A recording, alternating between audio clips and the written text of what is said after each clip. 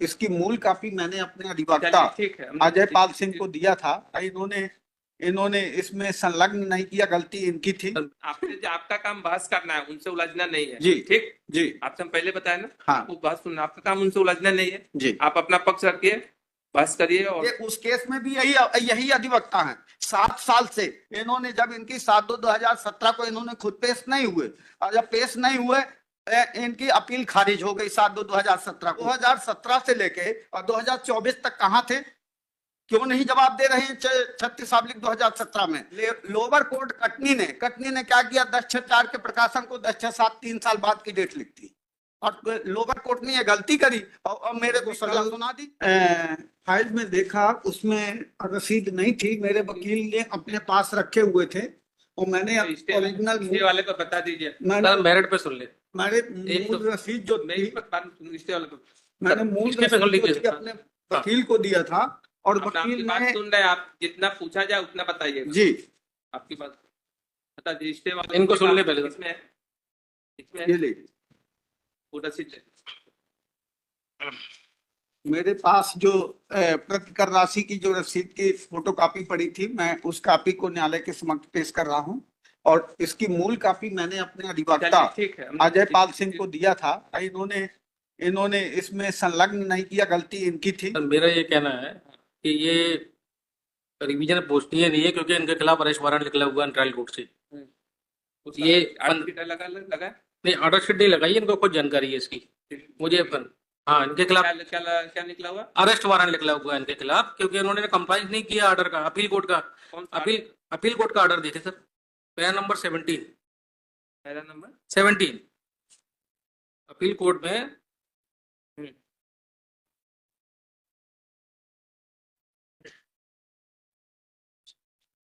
Trial court में जो उसकी प्रोसीडिंग चल रही है, उस ऑर्डर शीट काफी पेश किया है क्या? नहीं, अभी मैंने नहीं पेश की।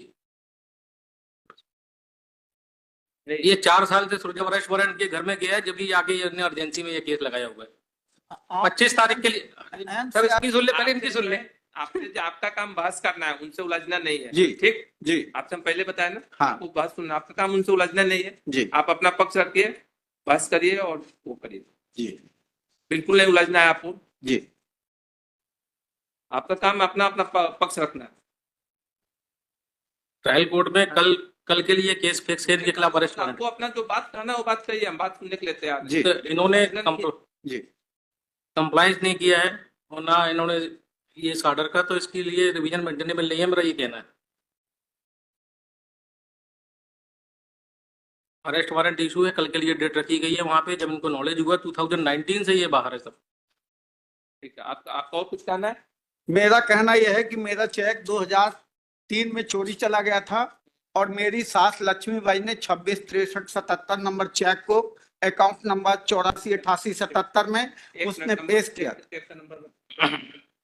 266377, हाँ 266377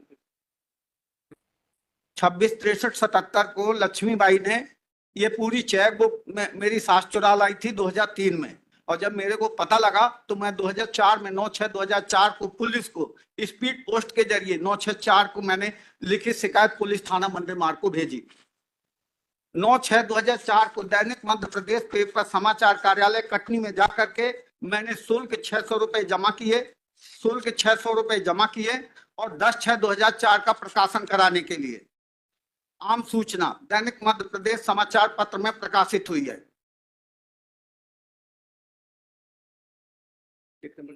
और स्टाफ पेमेंट के लिए एप्लीकेशन में 7/6/2004 को फैक्स के जरिए जीपीओ नई दिल्ली को भेजा था। और जब मेरी चेक बुक चोरी चली गई 2003 में, और मेरी सास जब उस चेक के बारे में खुलासा हुआ कि ये चोरी कर लिए, तभी तो मैंने लिखित शिकायत की पुलिस थाने को पहली शिकायत 9/6/4 को की। इसके बाद मैं पुनः थाना जब गया तो मैंने पूछा थाने वालों से कि जो मैंने 9/6/2004 को स्पीड पोस्ट के जरिए लिखित शिकायत दी है, उसके ऊपर क्या कार्रवाई पुलिस ने की। तो उन्होंने कहा दिखाओ कौन सी शिकायत है। तो जब मैंने शिकायत दिखाया तो उस पर 24/7/2004 को उन्होंने रिसीविंग दी 24/7/2004 को, उसमें लिखित शिकायत में मुहर भी लगी हुई है। 9/6/4 का दैनिक मध्य प्रदेश पेपर का प्रकाशन का बिल भी इसमें अपीली न्यायालय के समक्ष प्रस्तुत है। और मैंने नीचे की अदालत में लोअर कोर्ट में मूल दस्तावेज पेश न होने के कारण ये था कि MCRC 18/037 या 037 हाँ 18/037/2014 मध्य प्रदेश उच्च न्यायालय जबलपुर में मेरी सास ने उसकी अपील फाइल की थी। उस फाइल में मेरे सारे दस्तावेज संलग्न थे। इस कारण से मेरे दस्तावेज लोअर कोर्ट में साक्ष्य के रूप में नहीं लिए गए।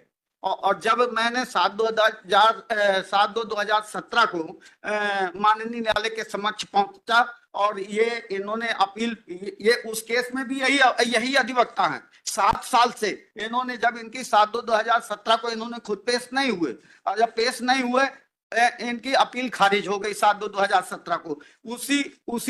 उसी अपील को इन्होंने 3672/2017 इन्होंने फिर रिस्टोर कर दी। 2017 से लेके और 2024 तक कहां थे, क्यों नहीं जवाब दे रहे हैं 36/2017 में। और मेरी 7 वक्त की जो चेक बुक है 84, 88, 77 नंबर की जो चेक बुक है, उसी चेक बुक के चेक 26, 63, 79 और 80 मेरे चचेरे भाई से 60 गांठ करके लिया है इन्होंने। और 2003 में जब मेरी चेक बुक चोरी चली गई, 2004 में मैंने स्टाफ पेमेंट के लिए एप्लीकेशन लगा दिया, लिखित शिकायत कर दिया, पेपर में प्रकाशन करा दिया। और मुकदमा जब चला तो लोअर कोर्ट कटनी ने क्या किया, 10/6/4 के प्रकाशन को 10/6/7 3 साल बाद की डेट लिखती। और लोअर कोर्ट ने यह गलती करी और मेरे को सजा सुना दी। जब मैंने अपीली कोर्ट में किया, कटनी कोर्ट में, अपीली कोर्ट ने उसको जब गौर से देखा तो ये अपीली कोर्ट ने ये देखा कि प्रकरण बाद में प्रस्तुत हुआ है और प्रकाशन और चोरी की शिकायत स्टाफ पेमेंट के लिए ये सारे दस्तावेज पहले प्रस्तुत किए। और जब उसकी आर्थिक स्थिति का आंकड़ा जायजा लिया गया तो उसके अकाउंट में उसके अकाउंट में मात्र 3200 रुपए थे 1997 से लेकर 2002 के बीच में। और जब उसने मेरे चेक को अपने अकाउंट में इलाहाबाद बैंक में क्लियरेंस के लिए भेजी, उसके पास मात्र 38 रुपीज थे।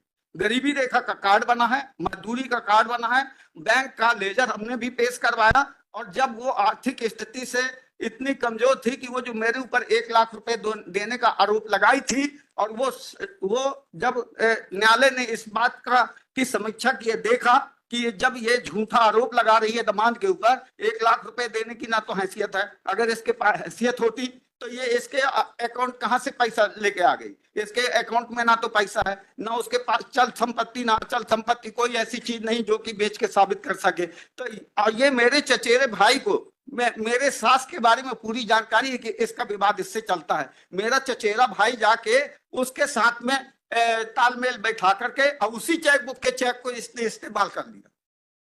इसी चेक बुक के 26, 63, 77 को उसने यूज किया, 26, 63, 77, 79 और 80 को इन्होंने यूज किया। और ये स्टाफ पे ये कीजिए अदालत।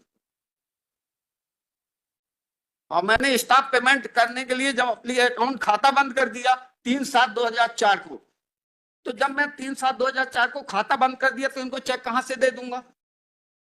ये मेरे ऊपर जबरदस्ती मेरे को परेशान करना चाहते हैं। ये सोचता है कि दिल्ली में फुटपाथ में पटरी में दुकान लगाता है, इसको हम दिल्ली से जबलपुर जब दौड़ाएंगे तो परेशान होके कुछ पैसा दे भागेगा। और ये चीटिंग करता है ये हमेशा मेरा चचेरा भाई। और आपकी न्यायालय के समक्ष भी मैं उपस्थित था उस दिन, जिस दिन भिखारी लाल वेन और विरुद्ध ब्रज किशोर कुर्मी का मुकदमा यहाँ चला। और उसने अंजलि पालो जज साहब ने उनकी जमानत भी खारिज कर दी थी कि सुसाइड नोट होने के कारण जमानत खारिज की जाती है। और ये हाई कोर्ट में जब जमानत की लगी इनकी ब्रज किशोर की, तो उन्होंने उससे गायब करवा दिया। मैं उस दिन यही अदालत में मौजूद था। आपका बहस हो गया अपना? हाँ बस हो गया बस। एग्जिबिट P8 है सर, जिसके द्वारा इन्होंने चेक दिया है, और ट्रायल कोर्ट का पैरा नंबर 19 और 14 है सर। बस आप अपीली कोर्ट की ड्यूटी थी कि लोअर कोर्ट को प्रत्यावर्तित करती, जो साक्ष्य के रूप में दस्तावेज नहीं लिए गए हैं, तो अपीली कोर्ट की ड्यूटी थी कि लोअर कोर्ट को प्रत्यावर्तित करती, ताकि साक्ष्य के रूप में मेरे उन दस्तावेजों को लिए जाते जो दस्तावेज लोअर कोर्ट में पेश नहीं हो सके। तो अपीली कोर्ट ने नहीं किया, तो अब ये उच्च न्यायालय के समक्ष वो दस्तावेज अपीली न्यायालय के फाइल में जो संलग्न है वो प्रस्तुत है। ठीक है, अब आप जाइए। Thank you. आदेश साहब।